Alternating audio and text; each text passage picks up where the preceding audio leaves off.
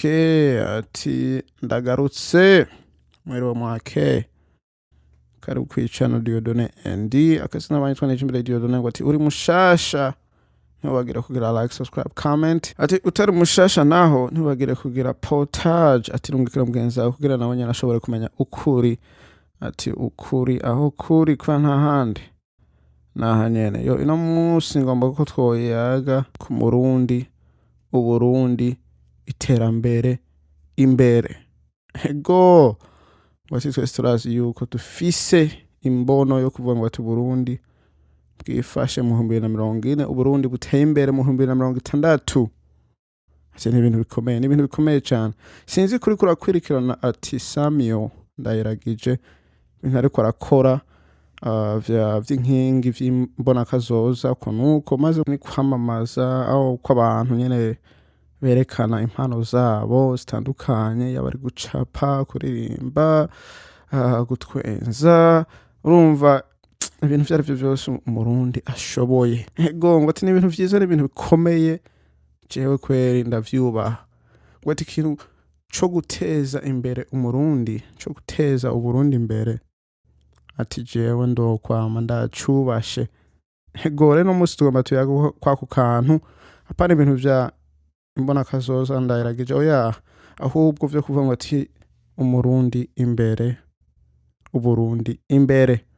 ego burya ngo ati ikintu ca mbere na mbere umuntu wese akwiye kumenya ni kumenya yuko dushoboye umaze kumenya aho gutahura yuko burya na jewe ndashoboye gukora ikintu ndashoboye kugera ahantu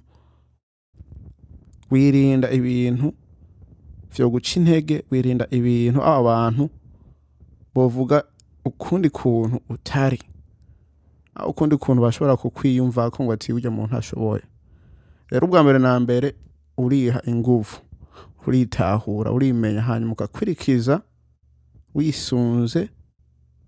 kukaranga wewe wihaye kuvuga ngo ati jewe ndabona kure niyo ndiko ndaja kandi ndashoboye ego urashobora guhura n'ingorane zitandukanye ariko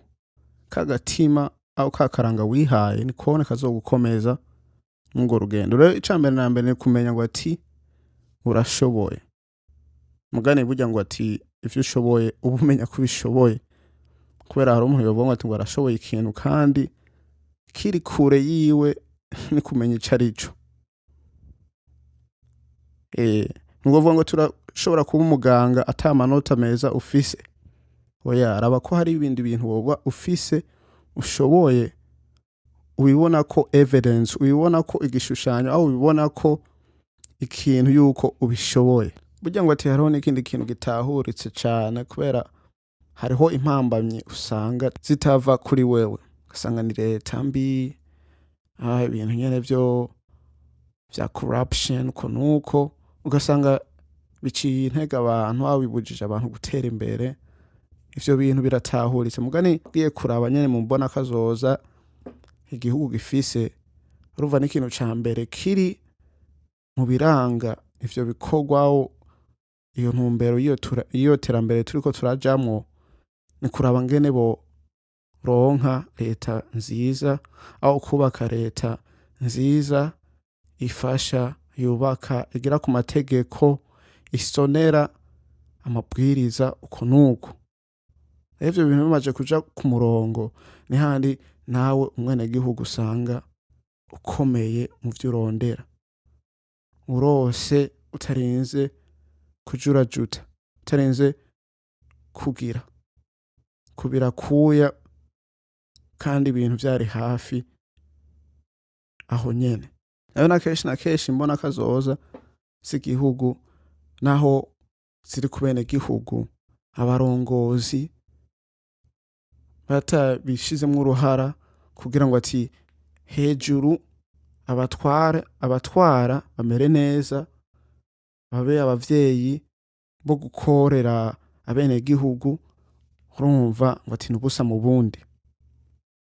rero nico hari umuntu yogikorera ko avuga ngo ati je n'ubundi mbona leta atana kimwe yakoze kugira nanje ngo ati shobore kuronka uburyo bukwiye bworoshe hanyuma naje ngire ico nkoze ntere imbere, nterere ibuye mu musingi igihugu coba kiriko kirubaka. Rero kuba Samuel Ndayiragije ari we perezida wa Burundi diaspora ariko araterera, kuvuga gutera kw'iyo ngingo akereka bene gihugu inkingi zishinga izo mbona kazoza, iyo mbono yo kuvuga ngo ati mu 2040 Burundi bwifashe, mu 2060 Burundi buteye imbere, ngo ati n'ibintu vyiza bikomeye gusa ibintu umuntu yokwanka n'ibintu hajemwo amanyanga, ibinyoma, ugomba kwiba bene gihugu aho guhenda bene gihugu uko nuko. Ahandi ho ibintu vyose biri mu kuri bigenda neza kandi Uburundi buzotera imbere kubera tugomba gukira mu bintu bidusubiza inyuma. Ego ati ngaho uriko uraraba inshingano Uburundi bugomba ko bwokomeza cane cane buhera hejuru, kuvuga ngo ati leta nkuko babivuga ngo ati leta mvyeyi izobe leta mvyeyi y'ukuri. Abashinganji, abashinga amateka kunuko bubake Uburundi mu kuri, bagira mu itegeko ryashinzwe n'Uburundi kandi rigenderako ku barundi bose, amabwirizwa uko nuko. Harona hari amashingano bafise kubaka ubworozi n'uburimyi uko nuko kugira umurundi wese ashobore kuba atobura ico afungura. Urumva ngo ati n'ibintu bikomeye kugira kukomeza amantuza ama micro economic ama microfinance uko nuko kubikomeza, kubaka maze n'amahinguriro burya mu Burundi naho hari amahinguriro menshi kandi wakomeye bashobora kugira ku export kurungika ibintu hanze nkuko natwe twinziza ibintu bivuye hanze. Urumva gukomeza kubaka inganda zitandukanye zogaburira bene gihugu maze zikarungikana hanze kugira maze natwe ngo ati GDP ati iduge ihabwe agaciro. Rero kuduza GDP urumva bivana n'ingene mufise umwimbu nk'igihugu, n'ingene abene gihugu bakora, igihugu gikora giteye imbere mu buryo bw'ubworozi, uburimyi, ama industry yo guhingura uko nuko. Ayo nivyo n'ibintu bagomba gukomeza kandi ngo gukata, ayo n'inshingano nka 10 gukata imfashanyo zarizo zose kubera ngo ati burya wishinga imfashanyo usanga atanamwe uri kuraja usubira inyuma, bigufasha kuguhumya kugira ntubone imbere kubera wisunga urya muntu aguha imfashanyo aho nawe woravye ingene ushobora kwifasha. Ngo ati burya ngo ntuzokwigisha umwana wawe, bambe ngo ati ntuzohe umwana wawe ifi ahubwo urigisha umwana wawe kuroba. Ego urumva ngo ati n'ibintu bikomeye, maze ngo ati ni kuzuza aho guhindura gukomeza igisata c'amagara. Urumva n'ibintu vyiza kuronka ibitaro bigezweho vya none tagusohoka hanze ahubwo umuntu avurirwa mu Burundi. Maze ngo ati n'ibintu vyo kuronkesha umwana wese aho umuntu wese uburyo bwo kwiga neza anonosore ivyigwa bigezweho bifasha iterambere, bizofasha mu iterambere ry'u Burundi. Kubera ngo ati burya mu Burundi hariho abarundi hariho ibintu tutazi kandi ugasanga ni mu kirimi cacu nta birimwo, ibintu vya science vya technology uko nuko kenshi tubirahura hanze. Ego turabirahura hanze mugani yaba tubizi vyadufasha, mugani kuba twavuce tutabizi aho tutafise n'amazina y'ivyo bintu kubera si twabihinguye ivyo bintu twabihinguye, urumva ntico kirasubiza iterambere ry'igihugu ry'abantu. Rero ni kuzuza ngo ati ubumenyi muri sector yo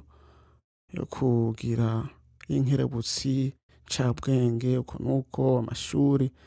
ni ibintu bikomeye cane kubera bariho abantu usanga baciye ubwenge mugani kubera ata rwego Uburundi ruragerako rwo kugira bikoze ko aba bantu hanyuma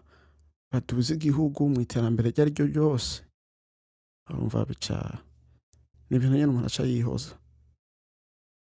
Ego ati ni ibintu vyinshi vyiza Uburundi bugomba ko bwoshikako mw'iyo mbono yo kuvuga ngo ati Uburundi bwifashe mu 2040 buteye imbere mu 2060.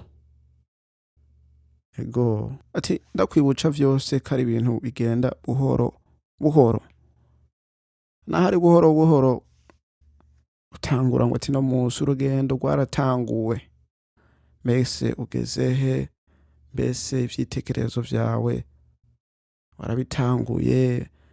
Kubera burya ngo urashobora kugira imigambi mugani utafashe umwanzuro wo kubikora wo gutangura urumva